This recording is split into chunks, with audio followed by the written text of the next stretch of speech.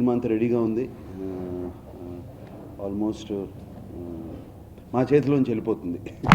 So but very happy. చాలా చాలా బాగా వచ్చింది. ఫస్ట్ ఈ సినిమా చేసినప్పుడు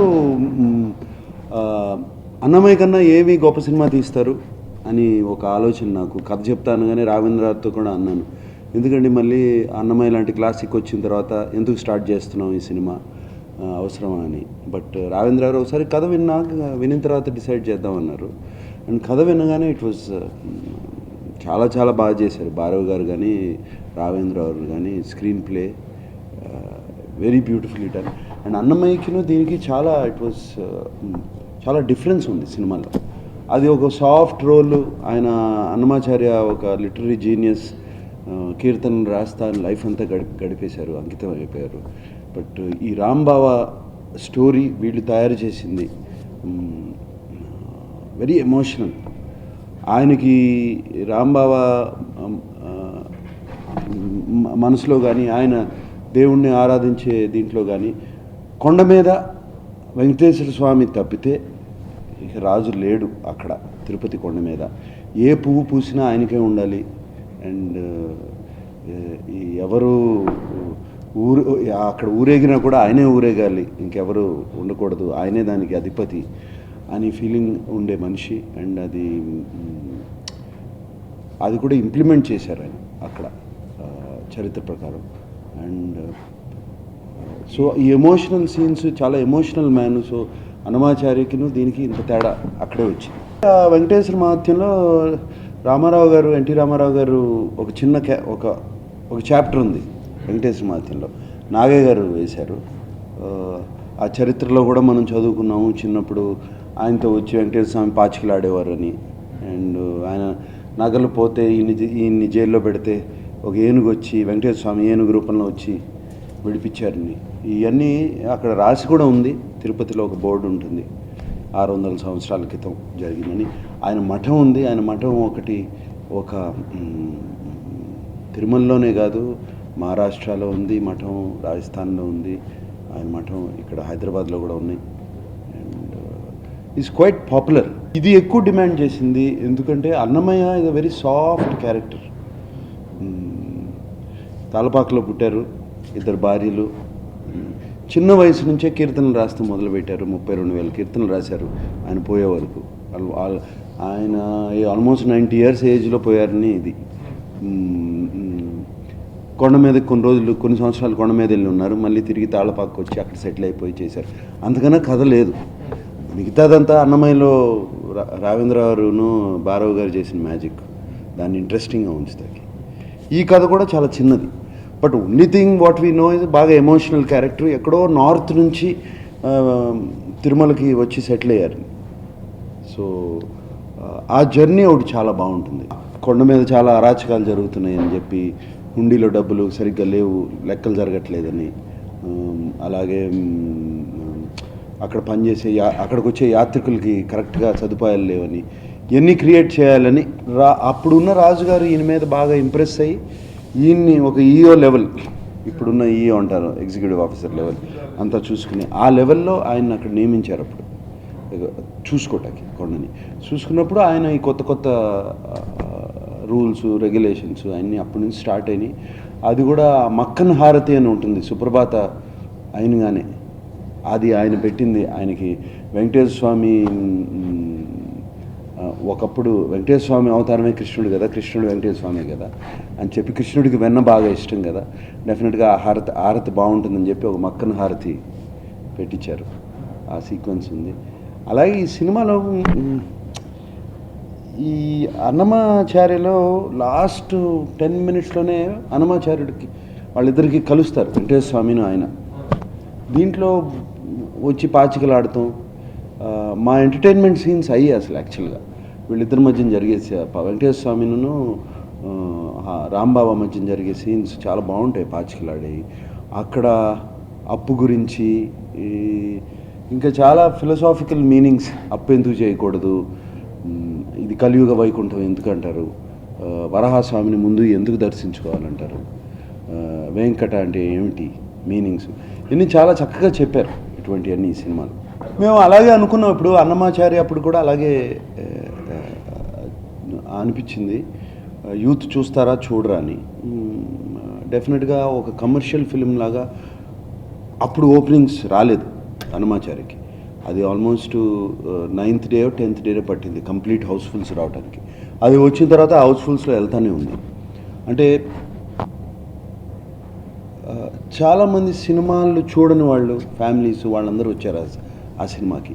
బట్ ఈ మధ్యన లాస్ట్ 2-3 ఇయర్స్, ఒక 3 ఇయర్స్ నుంచి ఏం జరుగుతుందంటే ఈ హిస్టారికల్ ఫిలిమ్స్కి బాగా అప్రిసియేషన్ వస్తుంది. యూత్కి కూడా కల్చర్ గురించి తెలుసుకోవటానికి, హిస్టరీ గురించి తెలుసుకోవటానికి వాళ్ళకు కూడా ఒక ఇంట్రెస్ట్ వచ్చింది.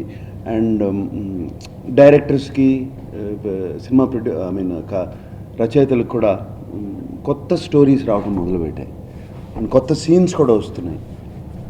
సో డెఫినెట్గా ఈ సినిమాకి డెఫినెట్గా కాన్ఫిడెంట్గా ఉన్నాం. ఎందుకంటే ఆల్ దీస్, ఇప్పుడు బాహుబలి కానీ, though it's emotional film, Rudramadevi, మొన్న గౌతమిపుత్ర శాతకర్ణి, ఇవన్నీ they did well. And of course Baahubali అంటే ఎక్కడో స్టాండర్డ్స్ ఉంది. మేబీ అన్నమయ్య ఒప్పుకున్నాను కాబట్టి, మేబీ ఒప్పుకోకపోతే వచ్చేవి కాదు. అన్నమయ్య ఒప్పుకుని అది ఒక క్లాసిక్ ఫిలిం అయ్యేటప్పటికి అదేదో స్టాంప్లా పడిపోయింది. నాకేమన్నా ఇమేజ్ ఉంటే ఇది ఒకటే లేదు. ఫిజికల్గా ఇంతకుముందు ఉన్న సేమ్ అన్నమయ్యకి ముందు నుంచే నాకు భక్తి అంటే ఏదో రిలీజియస్గా రోజు పూజలు చేసి అది ఉండేది కాదు, ఒక నమ్మకం ఉండేది. అదే నమ్మకం కంటిన్యూ అవుతుంది. ఆయన నాస్తికుడు, ఆ తత్వాన్ని ఎప్పుడూ అనౌన్స్ చేయలేదండి. ఆయన నా దేవుడు నేను నా వర్క్లో చూసుకుంటాను, నా దేవుడు నా మనుషుల్లో చూస్తాను, అది చాలు నాకు అనేవారు. ఒక్కొక్కళ్ళు ఒక రకంగా చూసుకుంటారు దేవుణ్ణి. డాక్యుమెంటరీ, డెఫినెట్లీ డాక్యుమెంటరీగా తీసాము. ఆల్మోస్ట్ నాకు కూడా అనిపించింది సినిమాలో అది ఒక బయోపిక్ లాగా చేసేసేటప్పటికి డెఫినెట్గా ప్రాబ్లమ్స్ వస్తాయి. So you have to commercialise films. So Raghavendra Rao ఇది మళ్ళీ అన్నమయ్యలో కమర్షియలైజ్ చేసినట్టే చేశారు. దీంట్లో మా కమర్షియల్ ఎలిమెంట్స్ ఎక్కువ ఏంటంటే వెంకటేశ్వర స్వామితోనే సీన్స్ ఆర్ వెరీ కమర్షియల్, కొత్తగా ఉన్నాయి సీన్స్ అని, పాచికలు ఆడతాం అని అటువంటి సీన్ అవన్నీ డెఫినెట్గా ఆ సీన్స్ నవ్వుతూ చూస్తాం, నవ్వు వస్తుంది. అండ్ అఫ్కోర్స్ అదిగో ప్రజ్ఞా జైస్వాల్ ఉంది దీంట్లో కూడా. ఒక మరదలు ఉండేది ఆయన తిరుపతికి వచ్చే ముందు. అనుష్క, అది కృష్ణమ్మ క్యారెక్టర్ అండి. అనుష్కకి నాకు రొమాంటిక్ లీడే లేదు. ప్రజ్ఞా జైస్వాల్ నా మరదలు క్యారెక్టర్ చేస్తుంది. అనుష్క ఆల్మోస్ట్ నాకు గైడ్ అండ్ ఫిలాసఫర్ లాగా ఉంటుంది తిరుమలలో. తను కూడా ఒక మీరాబాయి కృష్ణుడికి ఎలా అంకితం అయిపోయి ఉంటుందో, కృష్ణమ్మ వెంకటేశ్వర స్వామికి అంకితమై చిన్న వయసు నుంచి అక్కడే పెరిగి అక్కడే ఉండే మనిషి. ఇతను నార్త్ నుంచి రాంబాబా వచ్చినప్పుడు హెల్ప్ చేయడం, తిరుమల చరిత్ర గురించి చెప్పడం, ఇవన్నీ జరుగుతాయి. యాక్షన్ అంటే యాక్షన్ లేదు, ఇతనికి అసిస్టెంట్స్ ఉంటారు బాగా, వాళ్ళు ఆపడం ఇన్స్ట్రక్షన్స్. బట్ ఏదో ఒక యాక్షన్ సీన్, ఫైట్ సీన్స్ లాగా ఏమీ లేవు. ఏమైనా ఫైట్ సీన్స్ ఉన్నాయంటే మాకు ఏనుగుతో ఉన్నాయి. మంచి యాక్షన్ ఉంది ఏనుగుతో. ఏనుగు ప్లేస్ ఇంపార్టెంట్ రోల్. అంటే వెంకటేశ్వర స్వామి ఏనుగు రూపంలో తిరుమలలో తిరుగుతూ ఉండేవాడని అది ఉంది. ఒక 8 years నుంచి ఒక 55-60 years వరకు ఉంది. అది కూడా అది 3 ఏజ్ గ్రూప్స్ ఉంటాయి అన్నమయ్యలో. మిడిల్ ఏజ్, బాగా ఏజ్డ్, ఒకటి యంగ్. దీంట్లో యంగ్ను మిడిల్ ఏజ్డ్. ఇప్పుడు మనం తిరుమల వెళ్ళినప్పుడు రన్ అవుతూ ఉంటుంది చూడండి, కొండ వెళ్ళినప్పుడు చాంటింగ్, అది సెట్లో కూడా పెట్టారు. అది డెఫినెట్గా ఒక మంచి ఫీల్ క్రియేట్ చేసింది. రావేంద్రరావు మరీ ఈ మధ్యన ఆయన టీటీడీ బోర్డు మెంబర్ అయిన తర్వాత మరి ఎక్కువ అయిపోయింది దానికి. But it's good. అది ఆ ప్రభావం సినిమాలో చాలా బాగా కనపడుతుంది. నాతో అన్నారు 2-3 సార్లు అవ్వచ్చు అన్నారు. నేను అందుకని స్టేజ్ మీద ఇది అబద్ధం కావాలి అని నేను అన్నాను, అవ్వకూడదని. ఆయన ఒక్కళ్ళే ఇటువంటి సినిమాలు తీస్తున్నారు. ఇటువంటి మళ్ళీ నాతో తీమని కాదు, but is very experienced director. అటువంటి వాళ్ళు చాలా ఎక్స్పీరియన్స్ ఈ కెన్ గివ్. అంటే ఇంకా భక్తునిగా సేమ్ థింగ్, బాగా అంకితం, వాళ్ళ లైఫ్ని అంకితం చేశారు వాళ్ళకి, దేవుడికి. బట్ మన క్యారెక్టరైజేషన్లో బాగా డిఫరెన్స్ ఉంది. ఆయన ఎక్కువ కీర్తనలు రాస్తూ, బయట ప్రపంచం కూడా పెద్ద తెలీదు, ఆయన కీర్తనలు రాస్తూ పాటలు పాడుకుంటూ ఉండేవారు. ఇది completely different character. I think producer and director are taking care of it. It's something to do with the writers. Actually that was easy music. Actually easy అంటే ఫెంటాస్టిక్ మ్యూజిక్, బట్ ఇది చాలా కష్టమైన మ్యూజిక్ అని. And ఒక reference లేదు, ఒకటి ఏం లేదు. అండ్ ఈచ్ సాంగ్ కొన్ని ఎమోషనల్ సాంగ్స్ ఉన్నాయి, కొన్ని వెరీ సాఫ్ట్ సాంగ్స్ ఉన్నాయి, కొన్ని జూబిలెంట్ సాంగ్స్ ఉన్నాయి. ఇప్పుడు అఖిలాండ కోటి అంటే గ్లోరీ ఆఫ్ గాడ్, యూనో, అటువంటి సాంగ్స్ ఉన్నాయి. ప్లస్ కొత్తగా గోవిందనామాలు స్టార్ట్ చేయించారు కంప్లీట్గా, ఇంతకుముందు లేని ఆల్రెడీ ప్లేడ్ సాంగ్స్ కొత్త ఇవన్నీ కొత్త lyrics. But as songs traditional instruments, ఏది ఫారిన్ ఇన్స్ట్రుమెంట్స్ ఏం వాడలేదు, వెస్ట్రన్ ఇన్స్ట్రుమెంట్స్ ఏం వాడలేదు. Traditional Indian, especially south Indian traditional music. Making standards, lot of people అప్పుడు షిరిడి సాయికి మేకింగ్ స్టాండర్డ్స్ తక్కువ ఉన్నాయి, ఇవి ఉన్నాయి, అవి ఉన్నాయి అని ఒక కామెంట్ వచ్చింది. షిరిడి సాయి ఆయన చిరిగిన బట్టలు వేసుకుని ఆయన చిన్న ఆశ్రమం ఇంత కూడా ఉండదు దాంట్లో, అక్కడ ఉండేవారు. దాంట్లో ఏం చేస్తాం అది, దాంట్లో అది కూడా కాకుండా మంచుకొండలో కావాలని వెళ్ళి ఏదో ఒకటి కొంచెం గ్రాండ్గా ఉండాలని తీసాం. షిరిడి వెళ్ళి చూస్తే ఎవరికైనా తెలుస్తుంది ఎలా ఉంటుందో Shirdi. And Shirdi in 100 years back ఎలా ఉంటుందో ఆలోచించండి. దానికి ఏం చేస్తాం? దాంట్లో గ్రామ్లెస్ హీరోయిన్స్ పెట్టి సాంగ్స్ తీస్తామా? లేకపోతే దాంట్లో మేము ఎక్కువ యాక్చువల్లీ అది బయోపిక్గానే తీసాం, కానీ ఆయన మిరకల్స్ మీద ఆల్రెడీ చూపించేశారు కాబట్టి అటు ఎక్కువ వెళ్ళలేదు.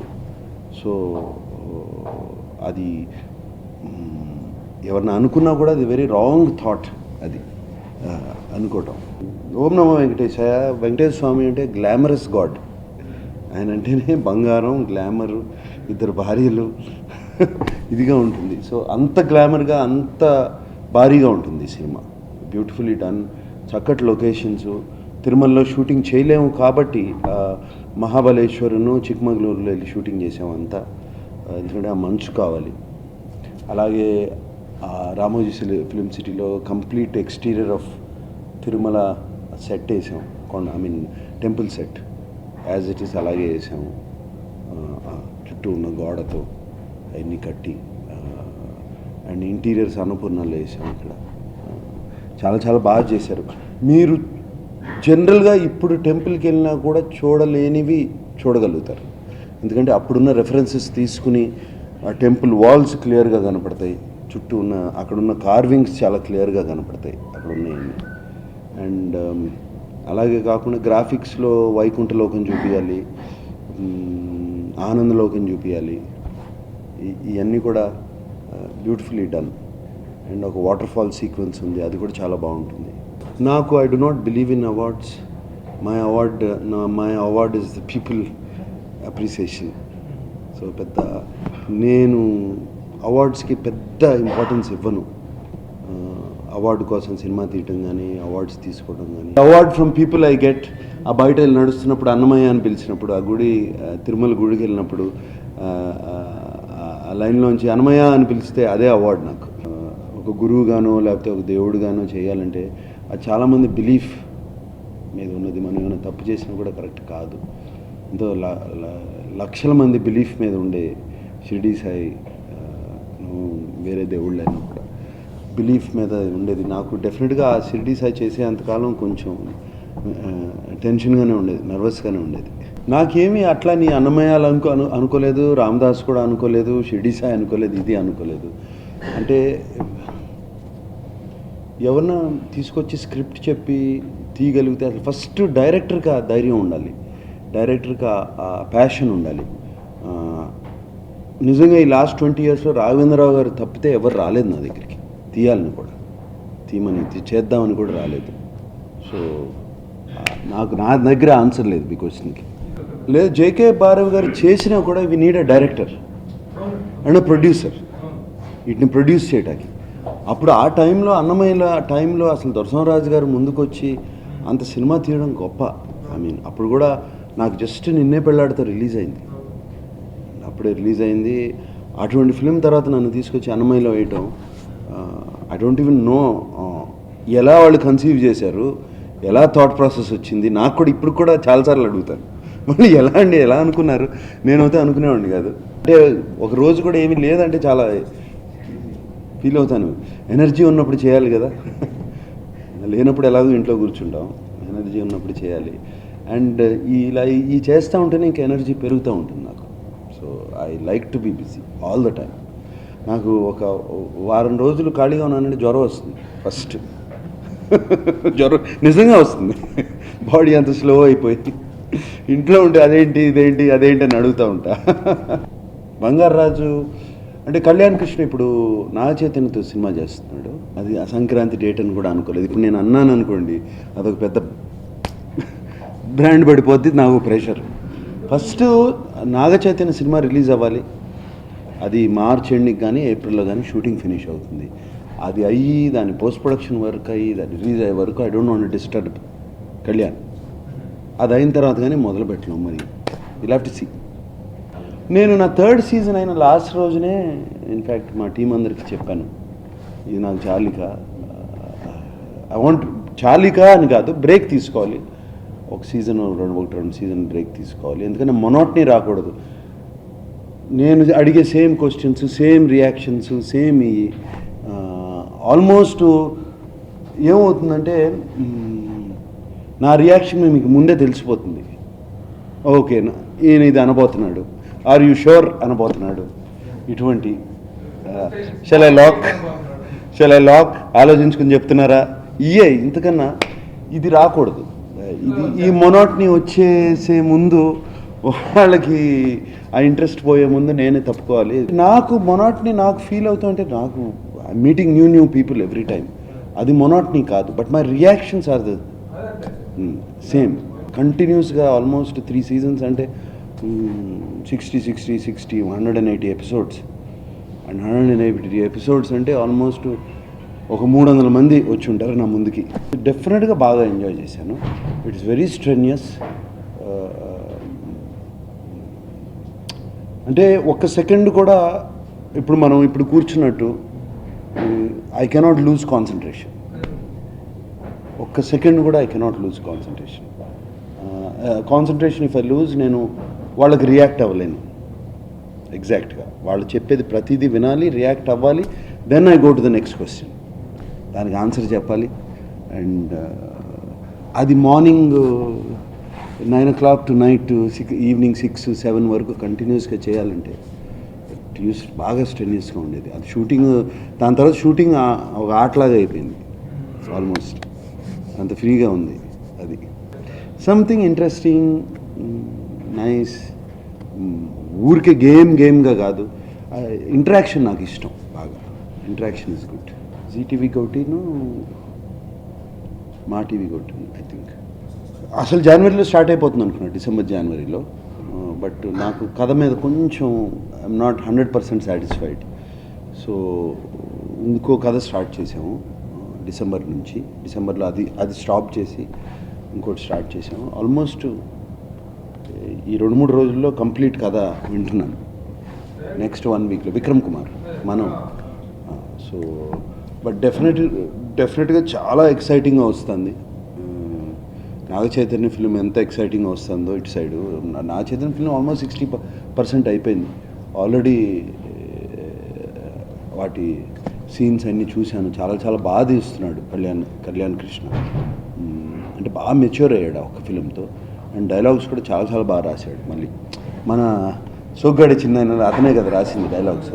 మళ్ళీ దీంట్లో కూడా చాలా బాగా నేటివ్ టచ్ ఉన్న తెలుగు ఇది. అండ్ ఆ డైలాగ్స్ కూడా చాలా బాగున్నాయి. Very happy. కొంచెం ఆ సినిమా నిన్నే పెళ్ళాడతాకి బేస్ చేసుకుని అంత రొమాంటిక్గా, అంత ఫ్యామిలీ ఓరియంటెడ్ అండ్ యాక్షన్ ఉండి అది ఉండి తీయాలని అది అనుకున్నట్టే వస్తుంది. అఖిల్ది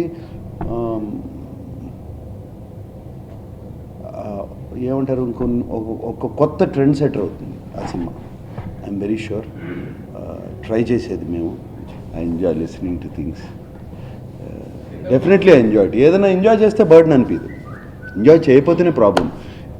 నాకు ప్రాబ్లం ఎప్పుడు వస్తుందంటే, ఎవరన్నా కథ చెప్పినప్పుడు అది ఫస్ట్ 10 నిమిషాల్లోనే తెలుస్తుంది ఇది బాగా ఉండదు అంటే. నాకు ఇంకో 1.5 గంట వినాలా ఈ కథ, అది పెద్ద బర్డెన్. ఈ ప్రాసెస్లో బిగ్గెస్ట్ బర్డెన్ ఇస్ దట్. అన్నమయ్యలో క్యారెక్టరు వెంకటేశ్వర స్వామి ఎక్కువ కనపడరు, అక్కడే ఉంటారు. ఇక్కడ అసలు ఆల్మోస్ట్ ఇలా మాట్లాడుకుంటూ ఉంటాం ఫ్రెండ్స్. బాగా భోజనం చేశారా స్వామి, ఇట్లా దిస్ కైండ్ ఆఫ్ టాక్. బాగుంది, నిన్న పెట్టిన ప్రసాదాలు బాగున్నాయి. This kind of friendship talk is there. మీరు ఎందుకు కుబేర తీర్థం దగ్గర వెళ్ళి ఆ పాచికలు ఆడుకుందామంటే రానంటాడు ఆయన. ఎందుకు రా, అమ్మో అక్కడికి వెళ్ళినట్టాడు. అటువంటి డైలాగ్స్ చాలా బాగున్నాయి. ఇది ఎక్కువ ఎంజాయ్ చేశాం, ఎక్కువ సీన్స్ ఉన్నాయి. అక్కడ ఉండి లాస్ట్ ఎపిసోడ్లో లాస్ట్ 10 minutesలో ఇద్దరు కలుస్తారు. క్యారెక్టరైజేషన్ చాలా బాగా చేశారు అయింది. అండ్ ట్రైలర్లో చూసిన తర్వాత మాకు చాలా పాజిటివ్ రెస్పాన్స్ వస్తుంది. మాకేమో ఇక్కడ వెంకటేశ్వర స్వామి అంటే నిత్య యమనుడు. అండ్ మాకేమో ఆయన ఒక కళ్యాణం చేయాలి ఈ సినిమాలో. ఆయన కళ్యాణం పాట ఉంది ఒకటి, ఆయన కళ్యాణం చేయాలి. ఆయన ఫ్లాష్ బ్యాక్ ఎపిసోడ్స్ ఉన్నాయి, వైకుంఠం నుంచి వచ్చేయటం, ఆ కథ అంతా ఉంది. సో యంగ్గా కనపడాలి మాకు. అప్పుడు మేము ఆ హరహర మహాదేవును మహాభారత్ చూసి చాలా బాగున్నాడు ఇతను అని చెప్పి తీసుకొచ్చాం. And is done a fantastic job. అంటే ఆల్రెడీ ఎక్స్పీరియన్స్ ఉంది హరహర మహాదేవ్ అట్లా డివోషనల్ ఫిల్మ్స్ చేసి. సో చాలా బాగుంది. డెఫినెట్గా మాకు ఈ సినిమాకి ఒక పెద్ద ఎసెట్. హౌ కీరవాణి గారు ఒక ఎసెట్, మాకు సౌరభ్ రాజ్ అని కూడా అంత పెద్ద ఎసెట్. డ్యూయట్స్ కాదు, ఒక డ్యూయట్ ఆనందం అనే పాట చాలా చక్కగా తీశారు. యాపిల్స్ పళ్ళు అంతా వెంకటేశ్వర స్వామికే, పూలు యాపిల్స్ అంతా వెంకటేశ్వర స్వామికే ఈ సినిమాలో. అంతా ఆయనకి వేయటమే. నెక్స్ట్ 10 daysలో అది స్టార్ట్ అవుతుంది సినిమా. రాజుగారి గది 2. నాకు ఎప్పటి నుంచో హారర్ కామెడీ ఫిల్మ్ చేయాలని ఇష్టం.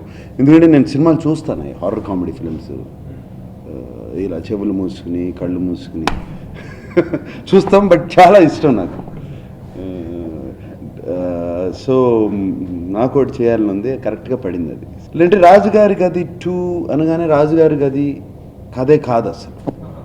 ఒక ఆషికి 1 ఆషికి 2 తీసినట్టే. ఆ క్యారెక్టర్స్ ఎయ్యి ఉండవు ఈ సినిమాలో. రాజుగారి గది 2 అని ఎందుకు పెట్టామంటే సేమ్ ఒక హారర్ కామెడీ జానర్ అని సెట్ అయిపోతుంది. మళ్ళీ నేను చెప్పవసరం లేదు కొత్తగా, నేను వేరే పెట్టి సెట్ అవసరం లేదని. సో రాజుగారి గది 2 పెడితే బాగుంటుందని ప్రొడ్యూసర్స్ను ఓంకార్ డైరెక్టర్ అన్నప్పుడు ఐ సెట్ దాట్ బాగుంది, ఇది ఈ ఐడియా బాగుందని. సో సినిమా హిట్ అవుతే 3 కూడా తీయచ్చు. లేదు, మాకు రోజు కాంపిటీషన్స్ జరుగుతూ ఉంటాయి. Once a week, once a month fitness competitions. ఇంట్లో నంబర్ గేమ్ నుంచి ఎప్పుడో నేను లేను, అందుకనే ఎవరిని అడిగితే అసలు నంబర్ గేమ్ గురించి ఆలోచించట్లేదు. నంబర్ గేమ్ కన్నా మోర్ దెన్ నా నంబర్ గేమ్ 1, 2, 3 కాదు. ఇంత కలెక్ట్ చేయాలి సినిమా, ఇంత కలెక్ట్ చేయాలని దాంట్లోంచి అది ఆలోచిస్తే ఒక ఇమేజ్ దాంట్లోకి ఫిక్స్ అయిపోతున్నాం. సేఫ్టీ నెట్ వేసుకుని ఇలాగే ఉండాలి కదా, ఇద్దరు హీరోయిన్లు ఉండాలి, లేదు సంథింగ్ ఒక్కొక్కరిగా ఫార్ములా ఉంటుంది, దానికి సెట్ అయిపోతున్నాం. అటువంటి చేస్తుంటే మంచి కథలు రావట్లేదు, మంచి సినిమాలు రావట్లేదు అని చెప్పి సెట్ అయిపోయాను. సో ఈ నంబర్ గేమ్స్ డెఫినెట్గా లేవు. ఎవ్రీ ఇయర్ నంబర్స్ చేంజ్ అయిపోతున్నాయి, సినిమాకి చేంజ్ అవుతున్నాయి. ఇప్పుడు బాహుబలి 2 వస్తే ఎక్కడికి వెళ్తుందో తెలియదు, మళ్ళీ numbers. So we don't know. So ఆ నంబర్స్ ఎక్కడికి వెళ్తాయో తెలియదు. సో రియలీ ఈ నంబర్ ఫస్ట్ అది మైండ్ నుంచి తీసేసి చాలా హ్యాపీగా ఉంది. అందుకని ఎవరు వచ్చి అడిగినా కూడా మీ సినిమా 50 crores చేయాలి లేకపోతే 70 crores చేయాలంటే వద్దు, ఆ గొడవ వద్దు, ఫస్ట్ మంచి సినిమా తీద్దామనండి అంట. ఒకటే చిన్న I did not expect, I didn't even think అసలు అవుతుంది అని ఆ ఆలోచనతో తీయలేదు నేను. సినిమా నచ్చి ఆ ప్రాసెస్ ఎంజాయ్ చేసి తీసాం ఆ సినిమా.